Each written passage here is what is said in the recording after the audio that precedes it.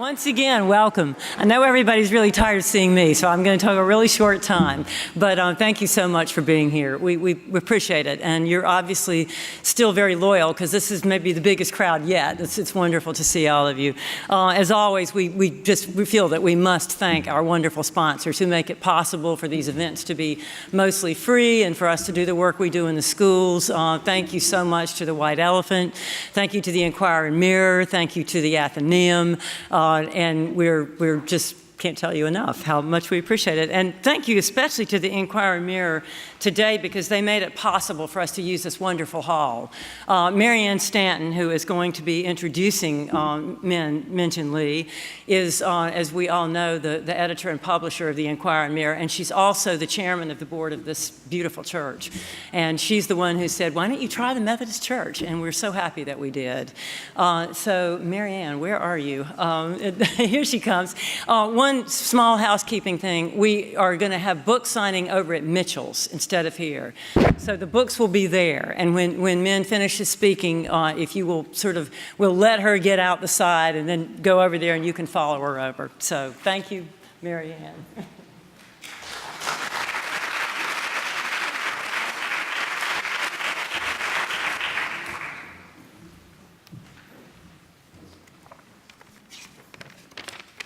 Good afternoon, everybody. It's really my pleasure to welcome all of you in the Nantucket Book Festival to this historic building. Built in 1823 at the height of the golden age of whaling, at one point this was full of people in the congregation. And it's so great to have this space opened up to the arts, so thank you all for coming. Today I'm honored to present Jin Lee, a 2017 finalist for the National Book Award for Fiction for Pachenko. A sweeping saga, if you have not read it, it is a fabulous book. Sweeping saga of a Korean family told over 4 generations, which explores themes of home, family, identity, nationhood, and tradition against the backdrop of tensions between Japan and Korea. Last summer, Tim Ehrenberg told me I just absolutely had to read it, and it was my favorite book of the summer. It was also named one of the top 10 books of the year by the BBC, as was her debut novel, Free Food for Millionaires, published in 2007. I had not read that, but I just bought it out front, and they're available at Mitchell's after. A graduate of Yale, where she majored in history, she also attended Georgetown Law and worked in a law office for several years before turning her attention to writing fiction full-time. Lee is also a recipient of a Guggenheim Fellowship for Fiction and multiple other awards for her writing. Please join me in welcoming Jin Lee.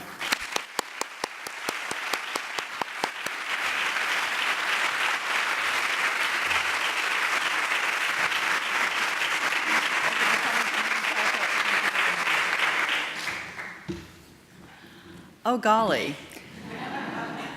Thank you for coming today. I was pretty sure that no one would come. And I thought, maybe I'll just hide in my hotel room. And then I got a call, and then I got delayed, so I apologize for keeping all of you waiting. I'm really sorry about that. I'm going to take a little bit of water.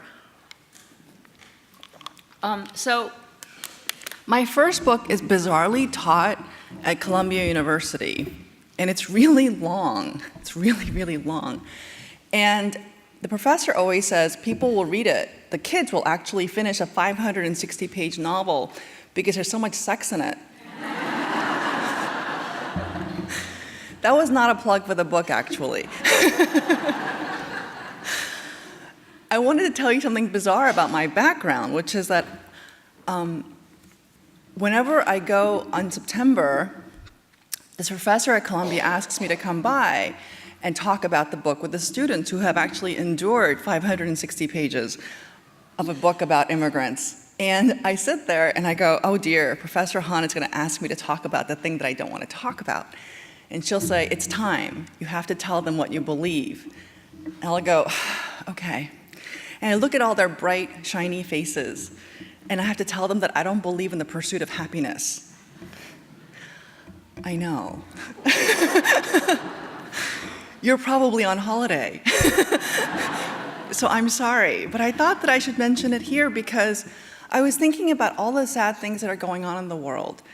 And I was thinking about how when you write a grievance and a card to say that you're sorry that somebody has passed away, you'll have a beautiful creamy card, and the edges are bordered with black.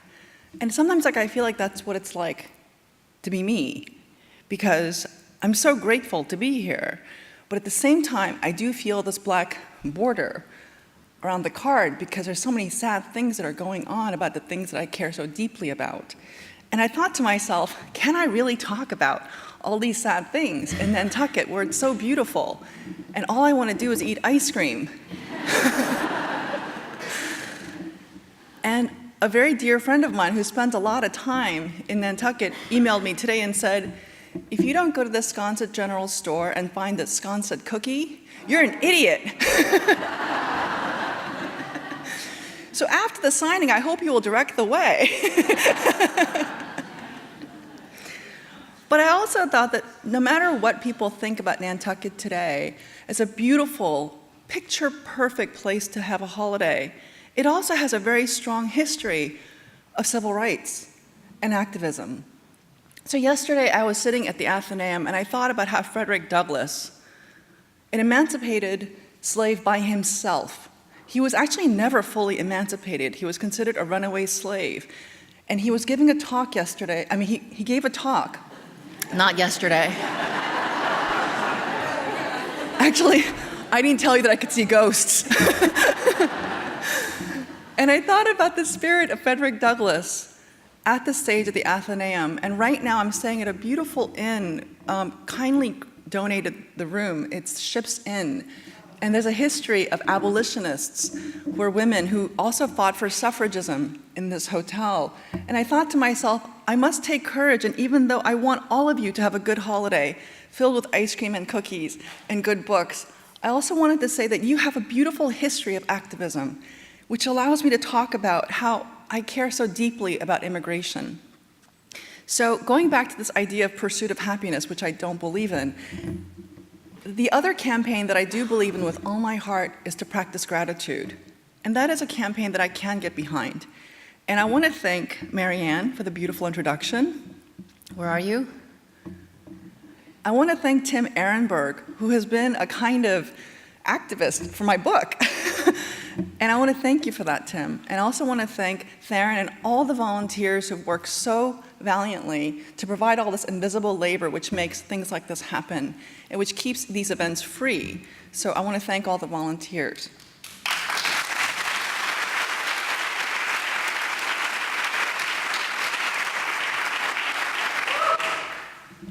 I also wanted to talk a tiny bit about all the really sad things that are happening in the world today about immigration. And I know I'm only converting to the choir because I know all of you, if you are actually here, you care intensely about people who are not like you. So I wanted to share that my father was a war refugee. And today there are 65 million refugees in this world that nobody wants, including this country.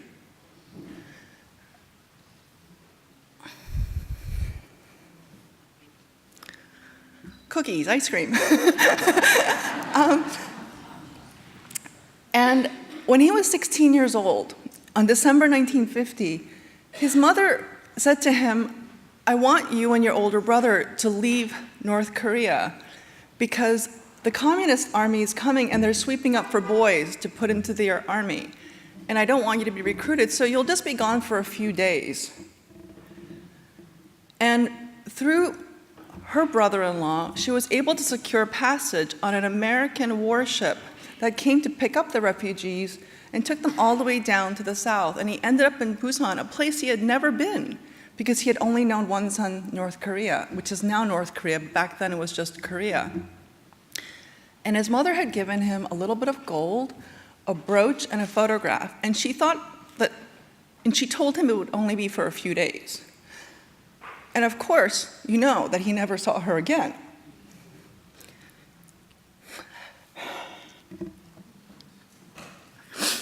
So I come from a line of families that were separated. So as you can imagine, yesterday, the more I read the news, I cannot believe that this is happening in this country. But it is. There are over 11,000 children who've been separated from their undocumented parents who are in federal prison today. I'm so sorry.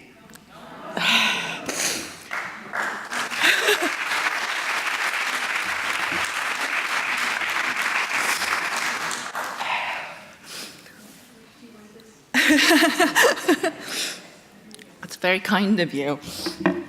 Oh my goodness. I promise I'll try to keep it together. But I also wanted to tell you something that's really so beautiful about America. And I know that this is true because I lived in Japan, you see. And from 2007 to 2011, I attended a church called Tokyo Union Church, created by Americans. And it was for foreigners.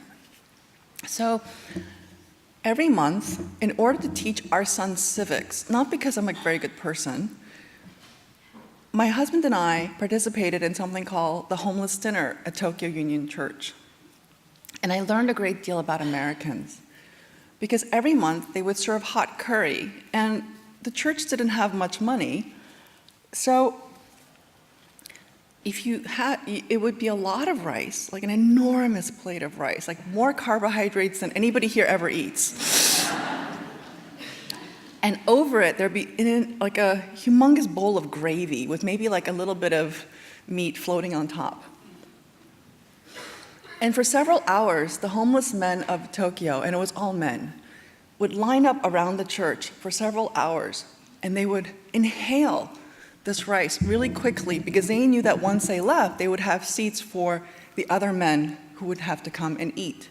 And for them, this hot meal was an incredible treat, and I think most people think that Japan is a very wealthy country, and it is. In the same way, we're the wealthiest country in the world.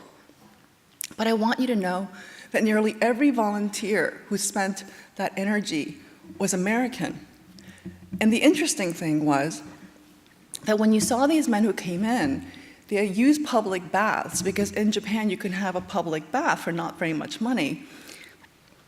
And they were really clean and incredibly polite and thoughtful of their colleagues who were waiting outside. And they often wore golf shirts. And the golf shirts would say things like, Whistling Creek Country Club, or Winged Foot. And I think some of you know how incredibly exclusive those clubs are. And these Japanese men would come, they would have their plate of curry rice, and then they were allowed, actually, to have more if they liked and to line up again. And it reminded me of what I learned in college about the history of volunteerism in this country. Because I want you to know, for those who have not spent time in Asia, that taking care of people who don't look like you is actually not a universal concept, but it is a concept and a value that so many Americans care and cherish. So there is reason, even in this very dark time, to be proud of being an American. I'm going to read to you, and it better not make me cry, just a little 6-minute section of the book. And I always read very short because I want you to like me. And afterwards, I hope that we could talk. And if somebody can make me laugh, that would be brilliant. So in this reading that I'll be sharing with you, I was trying to figure out what I would read today. And I'm going to read to you the last third of the book. And it takes place in 1976. So right now, we're not in beautiful, absolutely gorgeous Nantucket. Right now, we're in Yokohama, and it's 1976. And there's really only 3 characters that you need to concern yourself with. There's Moses, who's a very wealthy pachinko parlor owner. And then there's his girlfriend, Etsuko, who is Japanese, and she owns a restaurant. Moses, pachinko parlor owner. Etsuko, his girlfriend, a restaurant owner. And Moses' son, Solomon, who is a teenage boy. Right now it's 1976. We're in Yokohama, and I hope that we readers can do what we do best. Imagine. The Yokohama ward office was a giant gray box with an obscure sign. And the first clerk that they saw was a tall man with a narrow face and a shock of black hair buzzed off at the sides. And he stared at Etsuko shamelessly, his eyes darting across her breasts and her hips and her jeweled fingers. And she was overdressed compared to Moses and Solomon, who wore white dress shirts, dark slacks, and black dress shoes.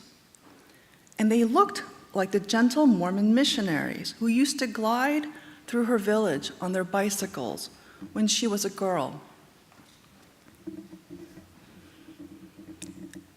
Your name. The clerk squinted at the form that Solomon was filling out. Solomon. What kind of name is that? It's from the Bible. He was a king and the son of David and a man of great wisdom. My great uncle named me. And the boy smiled at the clerk as if he was sharing a secret. And he was a very polite boy, but because he had gone to school with Americans and other kinds of foreigners at his international schools, he sometimes said things that a Japanese person would never have said.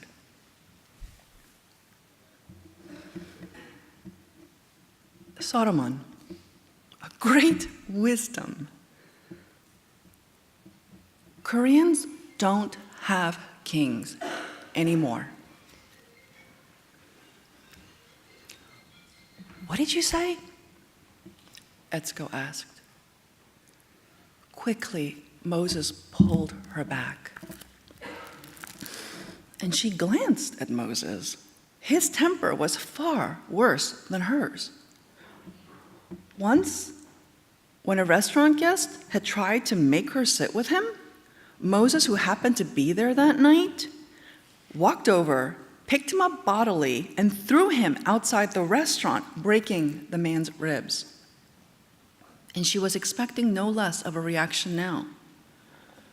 But Moses averted his eyes from the clerk, and he stared at Solomon's right hand. And Moses smiled. Excuse me, sir. We're in a hurry to return home because it's the boy's birthday. Is there anything else that we should do? Thank you very much for understanding. And confused, Solomon turned to Etsuko and she flashed him a warning look. And the clerk pointed to the back of the room and told Moses and Etsuko to sit down. And Solomon remained standing opposite the clerk. And in the long rectangular room, shaped like a train car, with bank teller windows running parallel alongside the opposite walls, half a dozen people sat on benches, reading their newspapers or manga. And Etsuko wondered if they're all Korean. And Moses sat down, and then he got up again. And he asked if she wanted a can of tea from the vending machine. And she nodded yes. She felt like slapping the clerk's face. In middle school, she had once slapped a gossipy girl, and it had been very satisfying. And when Moses returned with their tea, she thanked him. You must have known. You must have warned him, ne? I mean, you told him that today would not be so easy. And after the words came out of her mouth, they sounded harsh, and she felt sorry. No. I didn't say anything to him. And he opened and he closed his fists rhythmically. I came here with my mother and my brother Noah for my first registration papers. And the clerk was normal, nice even. So I asked you to come. I thought maybe having a woman, a Japanese woman, might help. It was stupid to wish for kindness. No. You couldn't have warned him. I shouldn't have said it like that. It is hopeless, you see. I cannot change his fate. He is Korean, and he has to get those papers. He has to follow all the steps of the law perfectly. Once, at a ward's office, a clerk told me that I was a guest in his country. But you were born here. Yes. And my brother Noah was born here too. And Moses covered his face with his hands. Anyway, the clerk wasn't wrong. And this is something that Solomon must understand. We can be deported. We have no motherland. And life is full of things he cannot change. So he must adapt. My boy has to survive. And Solomon returned to them. And next, he had his photograph taken. And afterwards, he had to go to another room to get fingerprinted. And then they could go home. And the last clerk was a very pretty woman with a long ponytail. And she took Solomon's left index finger and gently dipped it into the pot filled with thick black ink. And Solomon depressed his finger onto the white card as if he were a child painting. And Moses looked away, and he sighed audibly. And the clerk told him to pick up the registration card in the next room. "Let's get your dog tags," Moses said. And Solomon faced his father.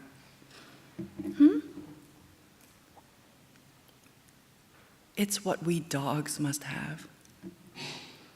And the clerk looked furious suddenly. The fingerprints and the registration cards are vitally important for government records. There is no need to feel insulted by this. It is an immigration regulation required for foreign, and Etzko stepped forward. But you don't make your children get fingerprinted on their birthday, do you? And the clerk's neck turned red. My son is dead. And Etzko bit her lip. She didn't want to feel anything for this woman, but she knew what it was like to lose your children. It was like you were cursed, and nothing would ever restore the desolation of your life. Koreans do a lot of good for this country, Etzko said. They do the difficult jobs that nobody wants to do. And they pay taxes, and they obey laws, and they raise good families, and they create jobs. You Koreans always tell me this. And Solomon blurted out, "She's not Korean." And Etzko touched his arm. And the three of them walked out of the building. And she wanted to crawl out of the gray box and see the light of outdoors again. And she longed for the white mountains of Hokkaido. And though she had never done so in her life. She wanted to walk in the cold, snowy forests beneath the flanks of the dark, leafless trees. There was so much insult and injury, and she had no choice but to collect what was hers. But now, she wished to take Solomon's shame and add it to her pile, though she was already so overwhelmed. Thank you.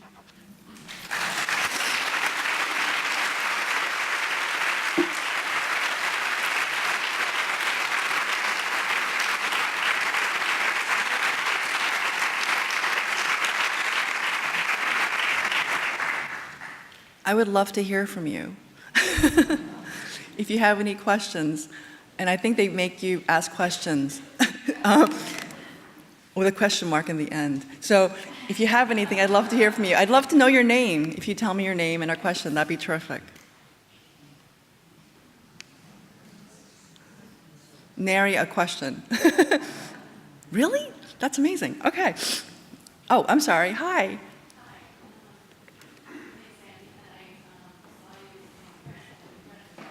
Oh my goodness. Thank you for coming again. You've had to suffer quite a bit. I didn't cry then, did I? I don't think I cried then. Did I cry? Yeah, today was like a really weird, emotional day. I'm gonna say it's PMS. I don't know. I think it's the Times and the news that comes to us every day. But you spoke about how public libraries affected you as a child, and Yes. I thought everybody should hear. Oh, thank you, Annie, for saving me. So, when I first came to this country at 7.5, I didn't know how to speak English, and I also had a very serious speech problem. And this can be verified by my family. So I didn't really start talking until middle school. So you can imagine I had a really vibrant social life. I did not. And it took me a really long time to figure out how to talk, but what really taught me how to talk was actually going to the library in Queens, New York, where kids like me went. And Queens, by the way, has the highest immigrant population in the entire country per capita. So the librarians there were kind of saintly, and they dealt with the fact that, one, I didn't speak English, but they also dealt with the fact that I was really odd because I really couldn't talk. And it wasn't that I couldn't talk, I did talk selectively, but I had such intense anxiety and panic and having to deal with strangers. And by the way, this took a lot of classes. Really expensive classes that I had to take in order to be able to stand here right now but then again, it doesn't seem to help the crying. But I did go to these libraries and they kind of gave me books, any kind of book. So I read through all the children's and then I read through most of the classics, and it was a really great thing because I figured out that by reading all these wonderful Western classics, that if you don't talk, people think you're dumb.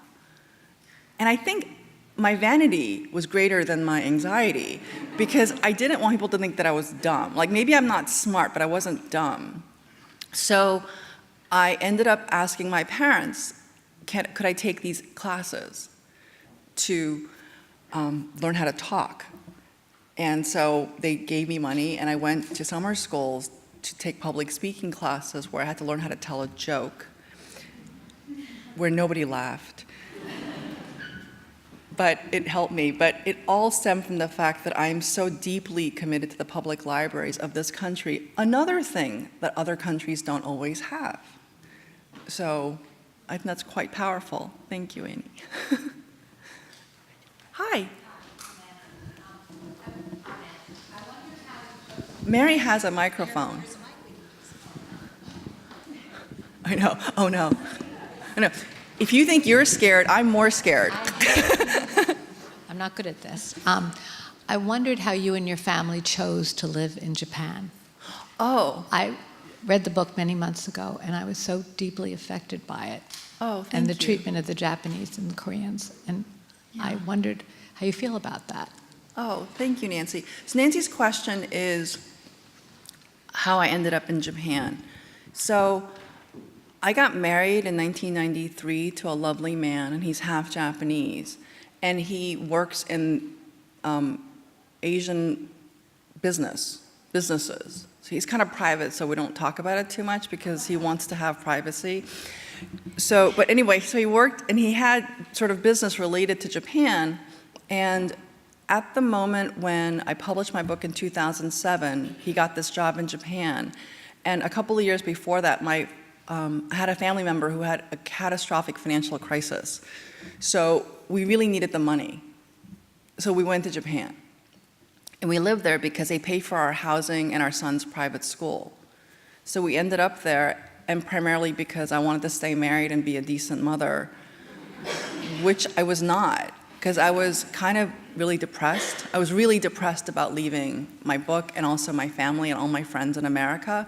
And the thing that was really depressing to me about living in Japan was not just like the treatment of the Japanese with the Koreans, because it's really complicated. A lot of people who are in Japan are terrific people. It's a really amazing, beautiful country in many, many ways.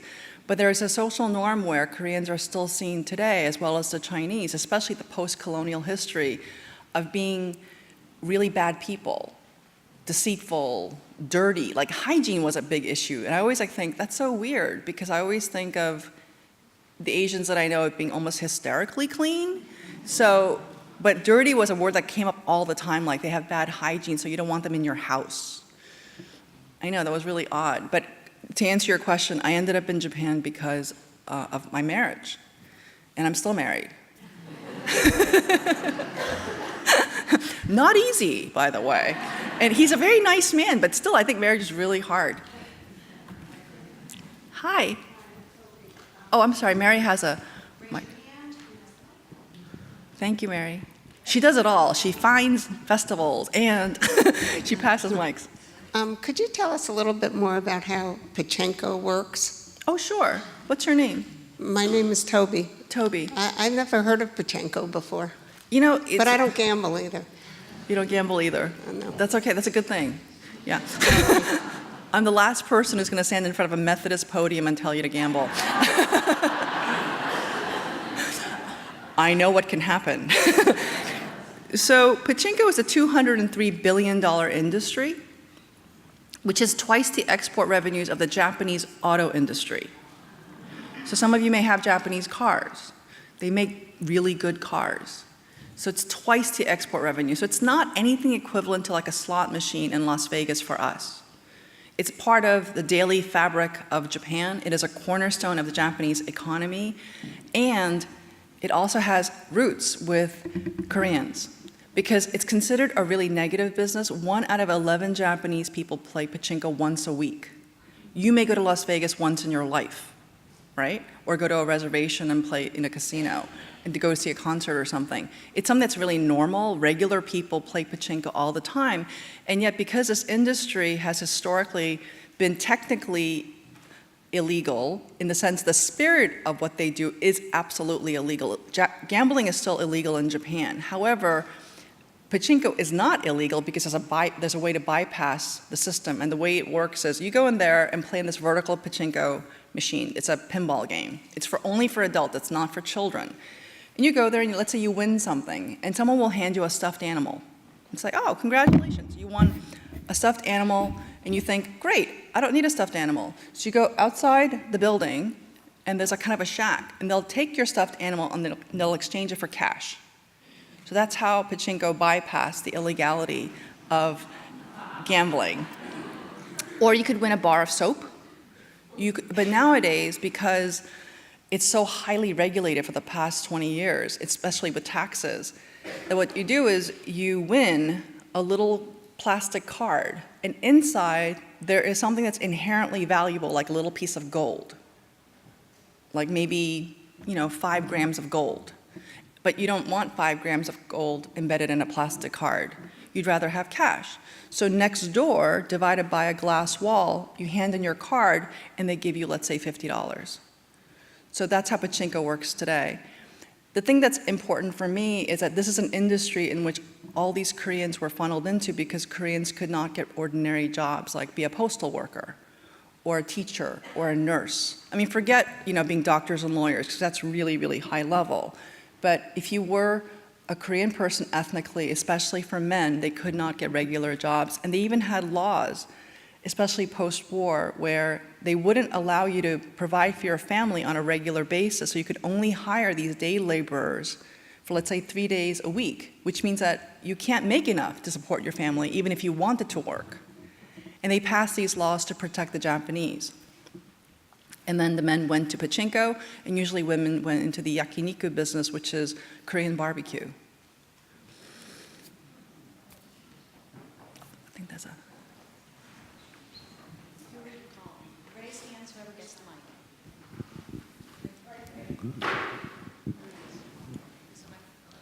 Hi, I'm Barbara. I lived in Japan for 6 years. You wrote the book before you lived in Japan? I did, and I threw that book away. Oh, okay. Because I was saying I couldn't believe how well you captured everything. It was just thank you. amazing. And I really like to get an A. I'll give it to you. Ichiban. I'm teasing.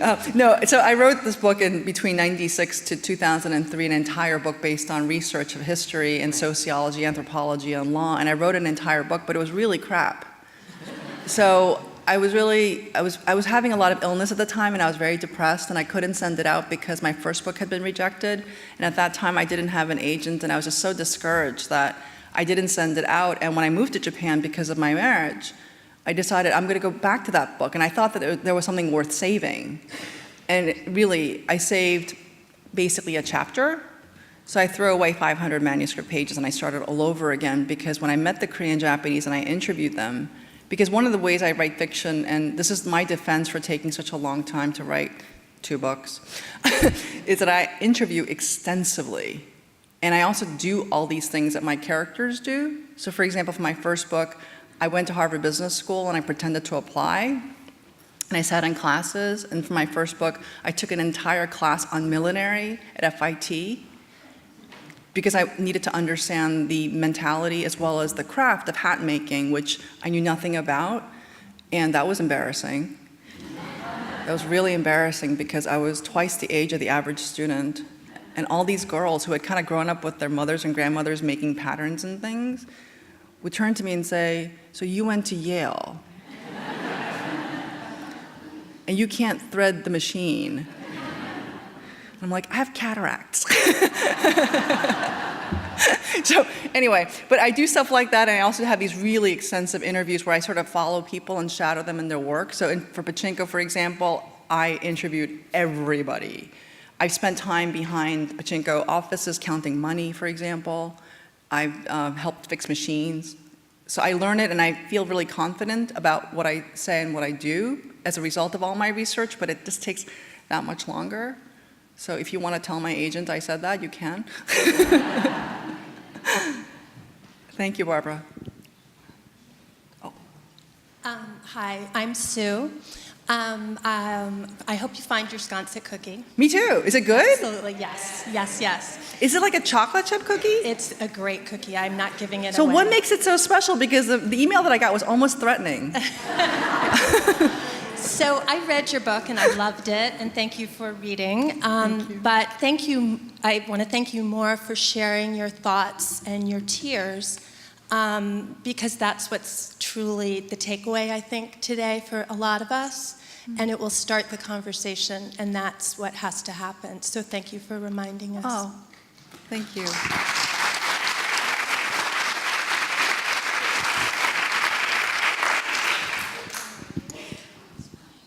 We have one right here. Hi, I'm Lois. Oh, hi, I'm Lois. Hello. I just want to know if you would share with us how you decided to become a writer and what it was like. I read somewhere online that you taught yourself to write. Well, yes, it's really embarrassing. But I went to law school, see, and my parents paid for that. And my parents aren't really well off. I mean, they're better off right now, but when they first started paying for my tuition, it was a lot of money. So my father often says, because both my sisters, so the three of us, there are three girls in the family, and we're all lawyers. And none of us practice law. And my father, who loves deep sea fishing, always says, I could have a condo in Maui. And he could, he really could. So I was really embarrassed that I wasn't going to be a lawyer anymore, and I didn't practice law. I ended up quitting because I had an illness, which I no longer have, but I had it for decades. And I thought that, this sounds so morbid, but it's true, I'm perfectly healthy now. But at the time, I was thinking that if I were to get cancer in my 20s and 30s, as had been promised by Dr. Rubin at Yale New Haven Hospital, and I did end up developing liver cirrhosis, I thought that I wanted to do something that mattered.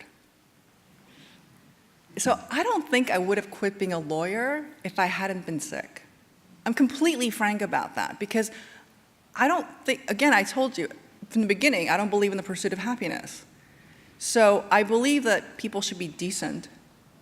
I think you should be grateful. I think you should do good things. And I think that your soul will be at rest in the evening if you do those things. Whereas I think that in my experience, the pursuit of happiness makes people really quite miserable. So, whereas I feel like I have this bizarre little practice of trying to be decent. I'm not even saying like being extraordinary, just be decent. It's really helped me quite a bit. But going back to your question about learning how to be a writer, is that I was so embarrassed about spending money again that I took a lot of really inexpensive classes at basements for like $200 for a semester to study with writers. And what's really interesting about New York City, as well as around the country, is that there's so many talented fiction writers that you can study for almost nothing. So I ended up not having a degree, like I don't have an MFA, and consequently it hurt me when I was looking for jobs last year. I have studied with Jhumpa Lahiri, Shirley Hazard, Alice McDermott, Rick Moody, Lan Samantha Chang, who was the director of the Iowa Writers Program. And I studied with all these people before they became famous. And it cost me $180, $200 for a semester. So I wouldn't say that I'm self-taught, because so many great writers have invested their energies in teaching me things about every element of fiction. So I'm really grateful. But I don't have a degree, I don't have an MFA. But I do think that for those of you who are thinking of getting an MFA, if you do want to teach, it's incredibly important. I mean, because last year I couldn't get a job because of it. I think there's probably time for about one more question, maybe two. I just wanted to say thank you. Oh, thank you. Most importantly, for the beautiful vulnerability and authenticity you shared with us today. And I feel so much like you're holding us here in the room, and that you're able to express through your tears some of the grief that we all feel. You're trying to make me cry again. And I'm wondering, you're holding this emotion for us and expressing it for us. And in many ways, your book, which was absolutely gorgeous, Thank you. Is holding emotion for so many people. And I'm wondering, when you were writing it, who you were thinking of to express the words that other people couldn't. What's your name? Okay, Teresa.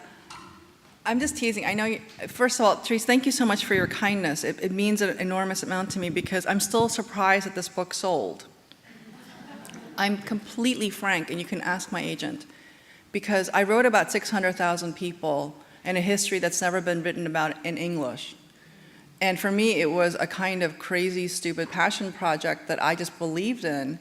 And I thought that if I could finish it, and after I did finish it, I went to my agent's office, and I was in the elevator of this big shiny building for William Morris, and I had to get a free Kinko's box because I couldn't hold it. So I walked into the Kinko's in Harlem, and I said, oh, can I have a free box? Because I'm a writer, I need a free box. And I put all the pages in, I printed it out, and I think that if you're like a really cool writer, you would have sent a PDF.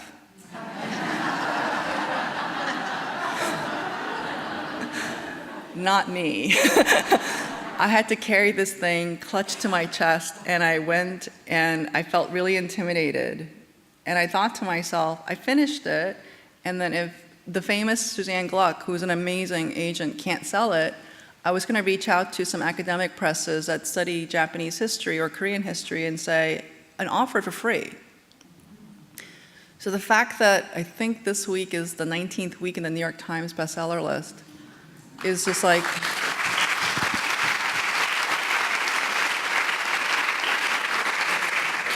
no one is more surprised than me. And everybody knows this about me, that I'm completely stunned. And I'm so grateful because so many people did take this on early. Like I was pointing out Tim earlier, because people read this in galleys and actually championed the book. And you can't imagine how grateful I am to people who do this, because I thought for sure this book would not get published. So in terms of holding the vulnerability, I don't think that I'm so terrific. I think that all writers are really trying their best to talk about the things that matter to us, because I think art has to have two purposes. It must be edifying, and it must be entertaining. It must be. But I think, and you can have one or the other, but ideally you want to have both, ideally, because then it's worth spending your life, because I spent almost 30 years on this book, which was insane. Like, I turned 50 this year. I know it's hard to believe, isn't it? But thank you very much. But in terms of holding the vulnerability, I studied Aristotle's Poetics. That was really important for me to understand the art of storytelling. So in Aristotle's Poetics, and I realize I sound insanely pretentious by talking about it, forgive me, but it's really important because he's talking about plays, about tragedies. But plays are not different than novels or any kind of story. And in it, he talks about the recognition that the character must feel of a certain idea, and the reversal of his characterization, which leads to the viewers having catharsis. We can't experience catharsis without having the character have the moment of recognition and the reversal of his attitude or behavior. So I studied this quite a lot in planning every single scene and plot of every single scene, every single chapter. And ideally, in every paragraph, I'm trying to create a sense of transit in order for you to feel the catharsis, which I too want to feel, because I think I am really heartbroken about this world. I think it's really broken. By this extraordinary talent, and we are in your debt. We could go on and on, but unfortunately, time is beckoning, and I'm very happy to say that books will be signed outside at Mitchell. Sorry. All right, but we thank you all for being with us.